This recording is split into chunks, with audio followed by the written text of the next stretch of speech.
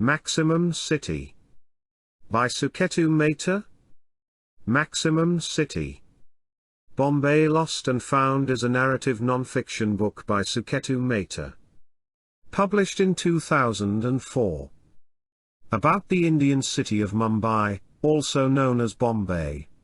It was published in hardcover by Random House's Alfred A. Knopf imprint. When released in paperback, it was published by Vintage, a subdivision of Random House. Suketu Mehta wrote Maximum City, which came out in 2004. It is a narrative non-fiction book. Mehta grew up in India until he was 14 years old, when he moved to New York with his parents. Maximum City is based on his own experiences as an adult when he went back to Bombay, and a lot of research. He shows what the city is like by interviewing people and following them around for a day.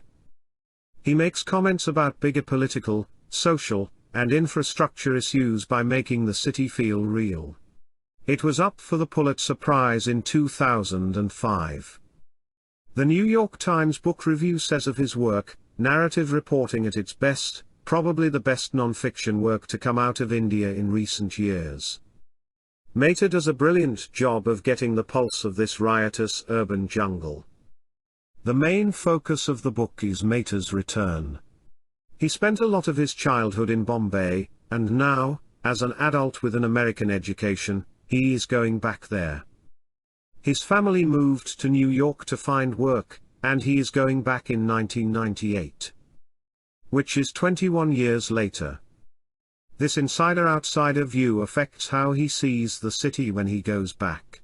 In the book, he weaves together his own memories of the city with those of people who saw it change over time, as well as the stories of everyday people who lived there and were in different social and financial situations. The name of the city, which used to be Bombay but is now Mumbai, is a big change that sends a message. Mehta keeps calling the city Bombay all through the book. The first part talks about the Indian politics and power struggles that led to this. In all three parts, he often comes back to this time period as a point of reference. He talks to a few people who were there when the Hindu-Muslim riots happened in 1992 and 1993. Sunil is the first person he talks to.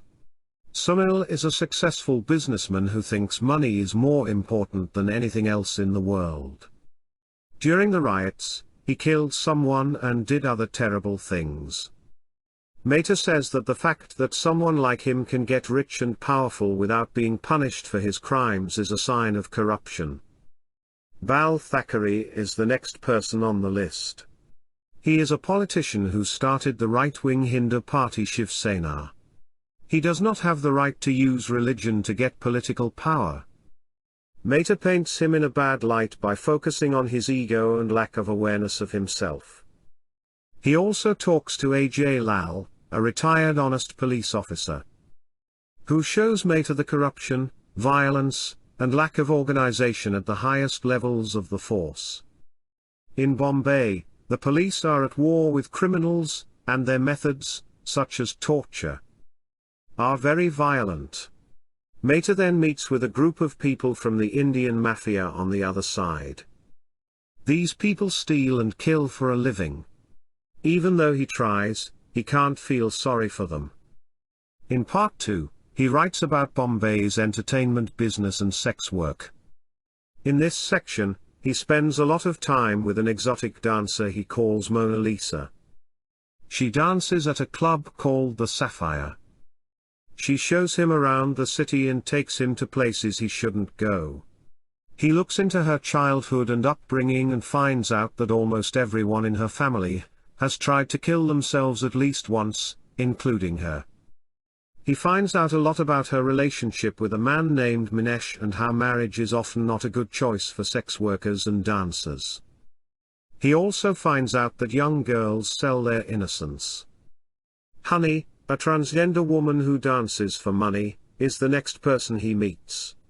She wants to be a movie actress. Mehta says that Indians believe their dreams can come true in Bombay, even though it might look like hell to someone from outside India. Like in Hollywood, many people think that if you make it to Bombay, you have a chance to rise to the top on your own. Honey does more than just dance. She also does sex work. She talks about a time when she was raped and a time when, like Mona Lisa, she tried to kill herself. Mehta uses this space to talk about the rights and sexual practices of transgender people in India. Mehta then turns his attention to the movie and TV business. He meets Amitabh Bachchan and Sanjay Dutt, who are both famous actors. Dutt is on trial right now for his part in the riots in 1993. He also talks to Vidhu Vinod Chopra, who is a director. Chopra talks about how hard it is to make a movie in India, and then have it do well there. He then turns his attention to a number of struggling actors and writers who, like Hollywood, come to Bombay with big dreams that are quickly crushed. The last part of the book is about people who are on the outside of Bombay society. He follows one family who are Jains, a strict sect of Hinduism that rejects all aspects of city life and modernity. Instead, they choose to wander as a sign of their faith. Babanji is the last thing he writes about. He is a young poet who is struggling and lives on the street. Mehta shows what he does every day and how poor he is as a result. The poet's view of Bombay gives a moving summary of the city as a whole. It is a city full of both hope and sadness. Even though there is poverty, corruption, violence, and problems with the infrastructure, it seems to do well. It is a city full of different things. Mehta's tapestry shows this contradiction by having a lot of different people in it. Since most of it is written from his point of view, his beliefs and how they change affect how he sees things and talks to people. Adding to this point of view, he says that being away from the city and then going back shows how much it has changed. His time away fits right in with the big changes of the 1990s, which gives him a unique perspective. He ends by putting together collectivism and individualism. He thinks that the people of Bombay really do care about the good of the group. End of the summary. Thank you.